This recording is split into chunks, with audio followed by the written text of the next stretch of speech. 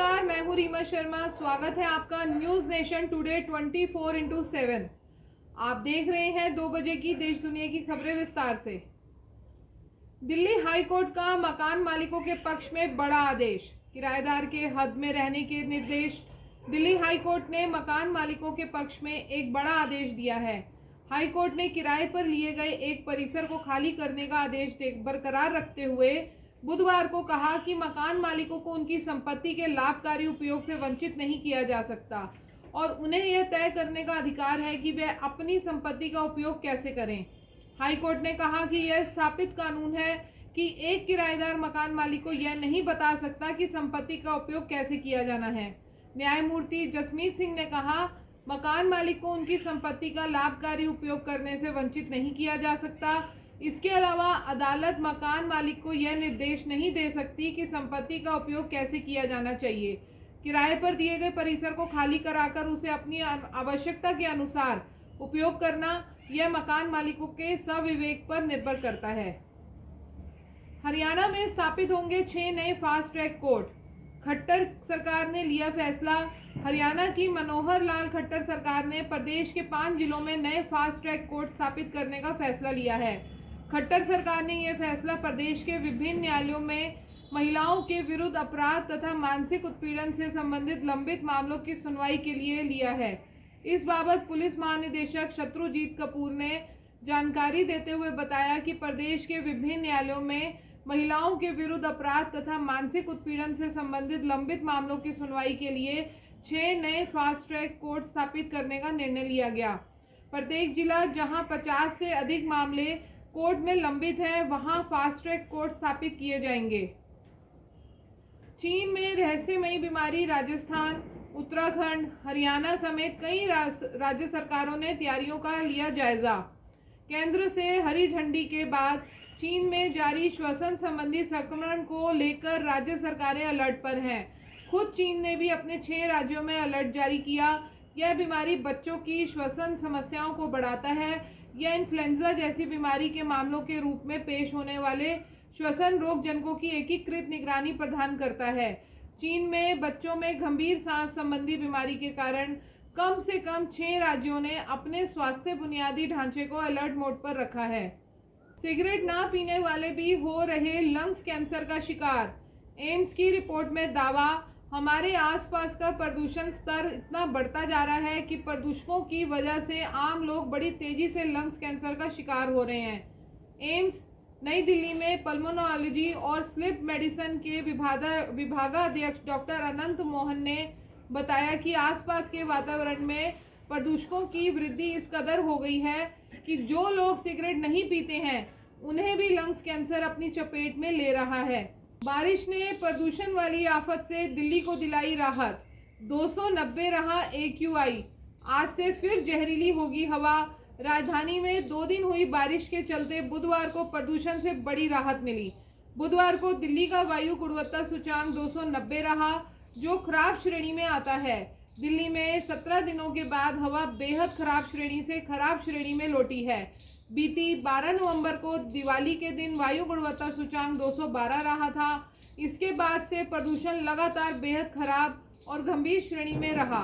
विशेषज्ञों का मानना है कि गुरुवार को एक बार फिर प्रदूषण स्तर बेहद खराब श्रेणी में चला जाएगा। मंगलवार को वायु गुणवत्ता में सुधार के चलते ग्रैब का तीसरा चरण हटा लिया गया तथा बताया गया कि बुधवार शाम दिल्ली का औसत वायु गुणवत्ता सूचांक 290 रहा। दिल्ली में प्रदूषण बढ़ने के संकेत मिल रहे हैं। यह माना जा रहा है कि गुरुवार को एक बार फिर प्रदूषण बेहद खराब श्रेणी में चला जाएगा। बाकी की खबरें ब्रेक के बाद।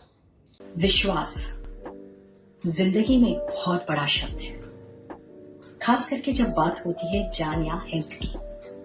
और जब हेल्थ की बात होती है ना, then I don't take chances. मैं अपने सारे टेस्ट करवाती हूँ ट्रस्टेड लैब से ही, और मेरा पूरा भरोसा है SODL services of diagnostic and laboratory में। नमस्कार, मैं डॉक्टर आद्रिता नाग, ओरल मेडिसिन रेडियोलॉजिस्ट स्पेशलिस्ट। मैं क्लोक डेंटल की जोनल हेड हूँ। क्लोक डेंटल एशिया का लार्जेस्ट डेंटल चेन है और बहुत जल्दी हम 1000 क्लिनिक से ज्यादा खोलने वाले हैं। मेरा विशेष जो है वो ओरल कैंसर के ऊपर है। आप सभी में देखा गया है, कई बार आप लोगों को डर है, प्रश्न रहते हैं, जिज्ञासा रहती है ओरल कैंसर के बारे में।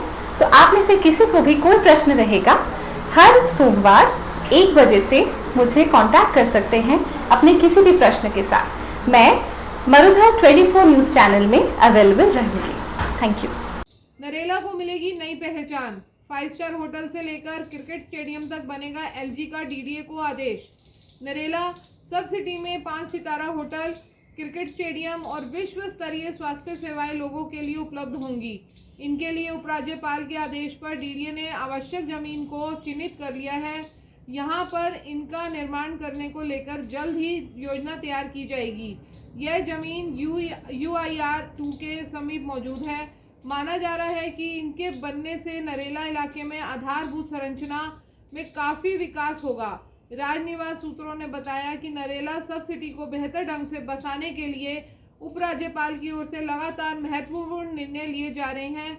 डीडीए अधिकारियों के साथ मिलकर वह नरेला में बेहतर सुविधाएं उपलब्ध कराने की दिशा में तेजी से काम कर रहे हैं। कम से कम हमें पानी और टेंट तो दो। दिल्ली में बुलडोजर के कहर से बेघर हुए लोगों की सरकार से गुहार। दिल्ली के निजामुद्दीन इलाके में हुमायूं का मकबरा इलाके के आसपास जिन झुग्गी झोपड़ियों को ढाया गया, अब उन झोपड़ियों में रहने वाले लोगों ने सरकार से गुहार लगाई है कि कम से कम उन्हें टेंट और पानी तो मुहैया कराया जाए। सुंदर नर्सरी और दिल्ली पब्लिक स्कूल के बीच झोपड़ियों में करीब 1000 से 1500 लोग रहते हैं। इनमें से ज्यादातर लोग कचरा चुनने, स्ट्रीट हॉकर्स, नौकरानी, श्रमिक और छोटे स्तर के व्यापारी हैं। पिछले सप्ताह अदालत के आदेश के बाद स्लम एरिया में रहने वाले लोगों को घरों को ढा दिया गया। ज्यादातर बेघर हुए लोगों का आरोप है कि उन्हें 2 दिनों के अंदर घर खाली करने के लिए कहा गया था और सरकार ने उन्हें घर देने का कोई ऑफर भी नहीं दिया था। सदन में कांग्रेस की महिला पार्षद के खिलाफ अभद्र टिप्पणी पर हंगामा। भाजपा ने कहा कि आंदोलन करेंगे। निगम सदन की कार्यवाही के दौरान कांग्रेस की महिला पार्षद के खिलाफ अभद्र टिप्पणी को लेकर हंगामा हो गया। कांग्रेस व भारतीय जनता पार्टी पार्षदों ने इसे अपमानजनक बताया। कांग्रेस दल के पार्षदों का आरोप है कि ब्रजपुरी वार्ड पार्षद नाजिया खातून सदन में अपने वार्ड से संबंधित मुद्दों पर बोल रही थी, तभी आपके पार्षदों के खेमे में यह टिप्पणी की गई कि महिला पार्षद पर हुई कथित अभद्र टिप्पणी को लेकर कांग्रेस पार्षदों ने मेयर डॉक्टर शैली ओबराय के कार्यालय के बाहर धरना दिया। भाजपा के पार्षदों ने भी इनका समर्थन किया। नेता विपक्ष राजा इकबाल सिंह ने मेयर से मांग की कि महिला पार्षद से बदतमीजी करने वाले पार्षद को यदि सदन से निकाला नहीं तो भारतीय जनता पार्टी आंदोलन करेगी। कोटा में ईवीएम की सुरक्षा में तैनात आईटीबीपी जवान की संदिग्ध परिस्थितियों में मौत। हार्ट अटैक की आशंका। विधानसभा चुनाव के बाद जिले के जेडीपी कॉलेज में ईवीएम की सुरक्षा में भारतीय तिब्बत सीमा पुलिस के जवानों को तैनात किया गया था। वहीं बुधवार को एक जवान की संदिग्ध परिस्थितियों में मौत हो गई। मृतक जवान उत्तर प्रदेश के आगरा जिले का रहने वाला था। बीते 25 नवंबर को मतदान संपन्न होने के बाद अब आगामी 3 दिसंबर को परिणाम आने हैं, लेकिन इस बीच बुधवार को जिले में ईवीएम की सुरक्षा में तैनात एक आईटीबीपी जवान की संदिग्ध परिस्थितियों में मौत हो गई।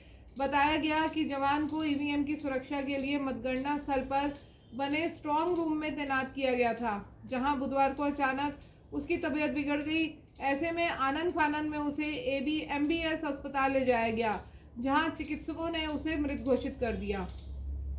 राजस्थान को जल्द मिलेगी रैपिड रेल। दिल्ली सरकार ने जारी किया बजट। राजस्थान के लोगों के लिए बड़ी खुशखबरी। Delhi Panipat, Delhi Alwar rapid rail project का काम जल्द शुरू हो सकता है। इसके लिए दिल्ली सरकार ने बजट जारी कर दिया है। इससे पहले राजस्थान, हरियाणा की सरकार ने रैपिड रेल प्रोजेक्ट के लिए बजट की घोषणा की थी। अब दिल्ली सरकार के इस ऐलान बाद राजस्थान को रैपिड रेल मिलने का रास्ता साफ हो गया है। दिल्ली की अरविंद केजरीवाल सरकार ने रैपिड रेल प्रोजेक्ट के लिए 415 करोड़ रुपए का बजट जारी किया। राजस्थान और हरियाणा सरकार ने अपनी सहमति देते हुए बजट जारी कर चुके हैं। हरियाणा सरकार ने रैपिड रेल प्रोजेक्ट के लिए 80 करोड़ रुपए का बजट जारी किया था। इसी के साथ हमें दीजिए इजाजत। नमस्कार। आप देश दुनिया की ताज़ा खबरें देखने के लिए हमारी वेबसाइट www.newsnation.com 24/7.com को भी लॉगिन कर सकते हैं। आप हमें फेसबुक और इंस्टाग्राम पर भी फॉलो कर सकते हैं। धन्यवाद।